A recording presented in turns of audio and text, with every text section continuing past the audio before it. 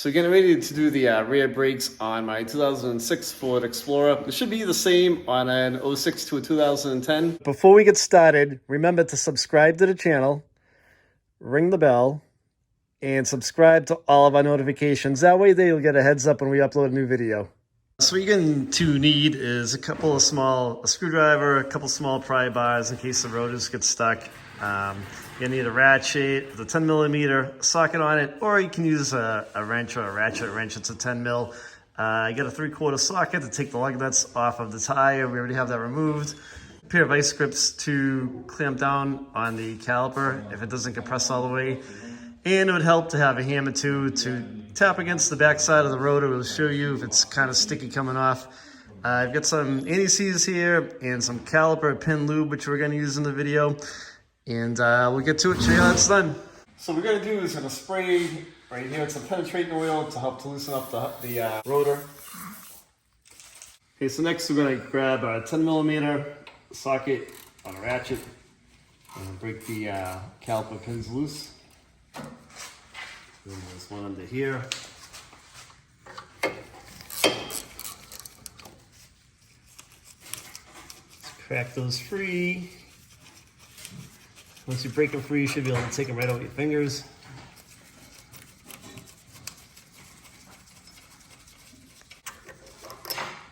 So what you're going to want to do now is you're going to want to retract the brake caliper piston inside of the brake caliper. Try to collapse the piston inside of the caliper, and it'll eventually stop for you. Yeah. I think it's pretty much there. This is very hard to pull this thing off. Everything's rusted on it, and you're basically going to be kind of forcing the caliper off because the brake pads, yeah, see, those are starting to move a little now. Okay. All right, so I'm going to put the brake pad back into the piston, and that'll give me some room to wiggle the brake caliper off. Now the caliper's coming off. So he's got the caliper off now, which is great. Yep. And he's going to remove the brake pads and the piston. The piston is pretty close to being collapsed. You might want to just collapse a little bit more. And he's going to show you how to take that first brake pad out on the top here.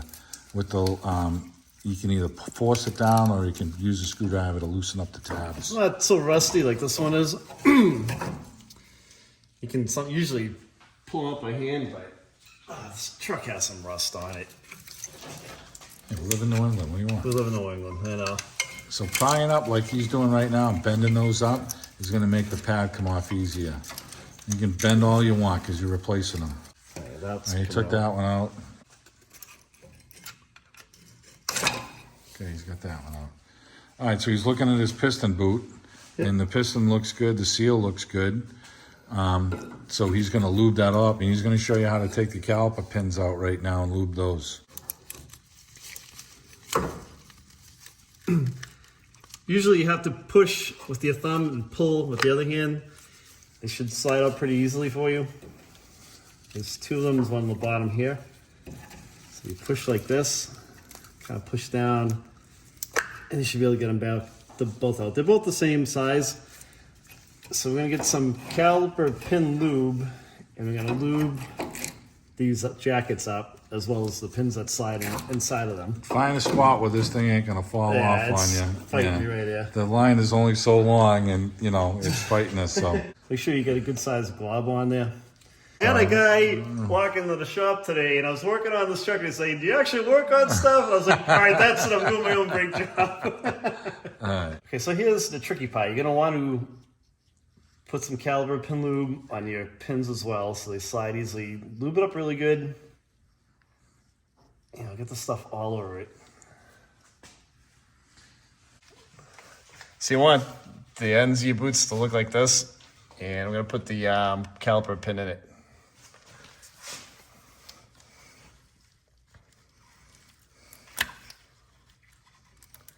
And you gotta fight it a little bit. The easiest way to do it is to push down on the boot a little bit, then kind of slide it in. But the stuff is like slicker than shit. Push on the back where my thumb is, make sure it slides back and forth, and that it's not binding up anywhere. Okay, so I'm gonna put the other one on the bottom,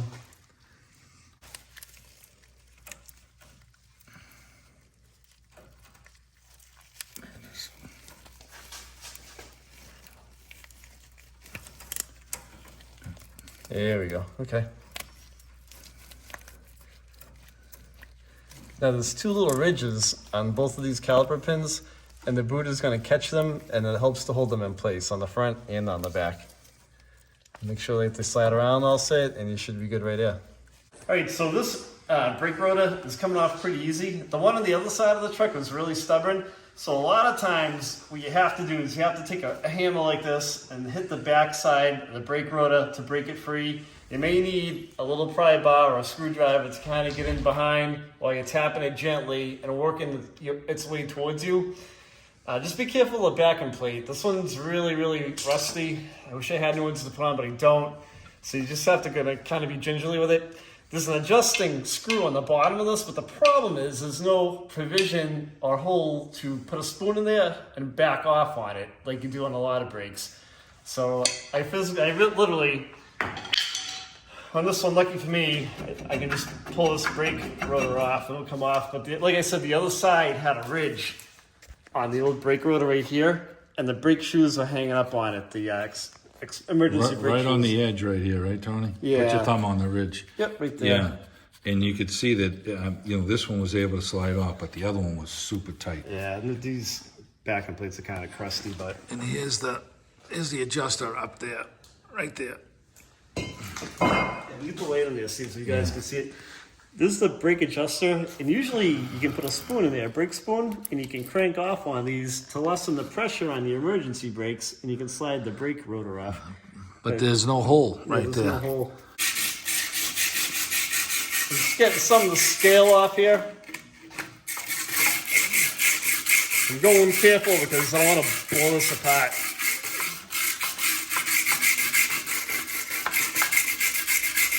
Get all the loose stuff off. Oh man, you gotta love the wiggling. Right, Steve? Yeah. And notice he's got a piece of rust that's just sitting right there on the top, right? So we're gonna pick that off, but that's why we're gonna blow this all out, just to make sure it's all gone. And just clean these up, because this is where your pads.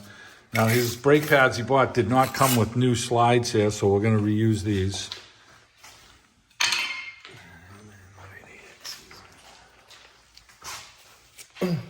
So you just want to clean off these contact points with the wire brush. So you need brake pads slide easily and they're not catching up on any spots. And he's also gonna lube those with the caliper pin lube.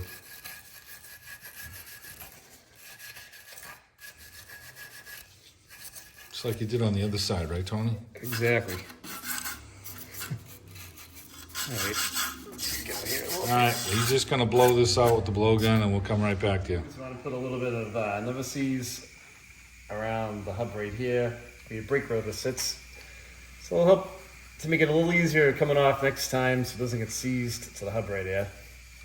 And we're salt, we're rain, we're up here in New England, so these trucks see it all up here. It's terrible.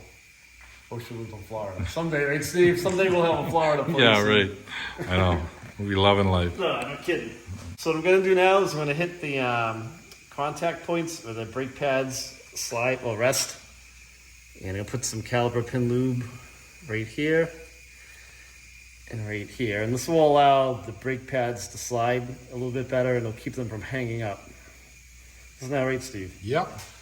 Come on, Tony. Put some on there, huh? There you go.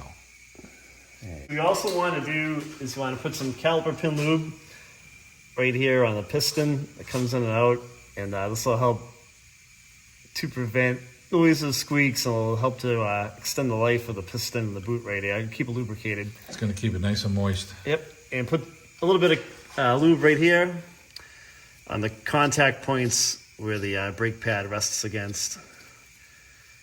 And make sure that's lubed pretty good. That'll stop your squeaks. Yeah, so you don't go down the road and get a squeak after your brand new brake job. So Tony's got everything prepped. He's got his caliper pins all lubed. He's got his caliper boot lubed. And he's also got his hub all never seized here. He's got his slides ready to go. He's going to go clean that rotor right now with brake clean. And we'll be ready to put it on. So I have my brand new brake rotor right here. What you want to do is you want to clean it. Some brake rotor cleaner. It'll get the oil on the brake rotors off.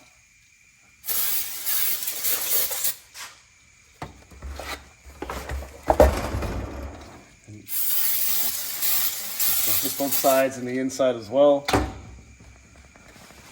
make sure you have no oil on your hands. Wipe these down.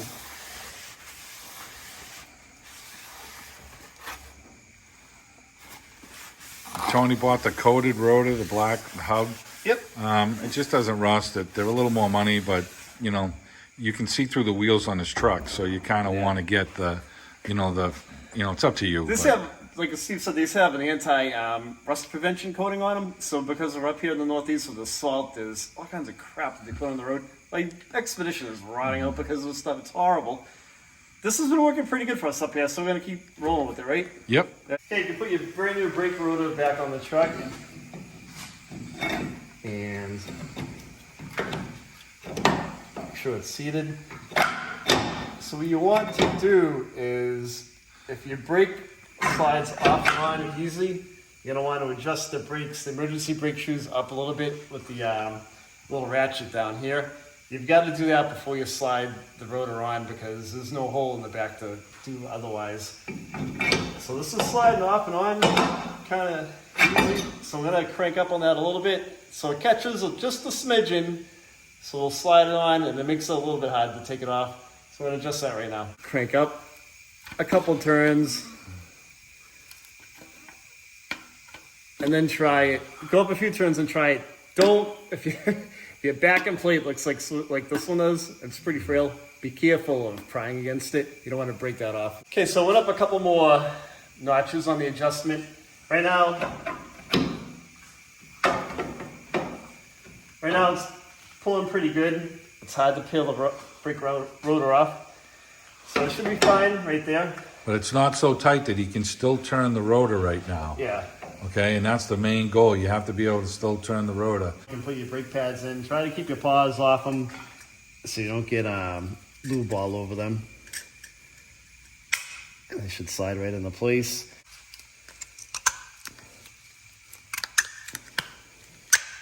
And there's a little hole that lines up with a boss that sticks out of the brake pad, and he's lined that all up so that it's right in place.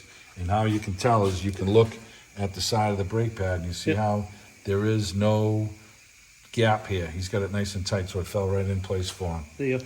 So now what you want to do is you can kind of slide your caliper assembly in, put the brake rotor between the two brake pads, and kind of, you don't want to push these boots out, these pins out. So they're out of your way. So catch the top first. Kind of use your finger, make sure these little slide pins are out of your way. And then the bottom should fall right into place for you. And that's where his clip is, right here. Yep. Yeah, and that's like a tensioner clip for the brake pad, so there's no rattle. Okay, so I'm going to put some never sees on these bolts that go in.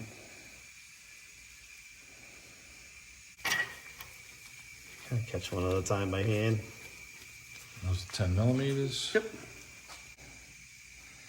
And the anti-seize on the shaft right here will help to prevent these bolts from seizing up inside that metal sleeve that we showed you earlier that kind of slides around. It just to help to prevent corrosion. We're going to catch the bottom one.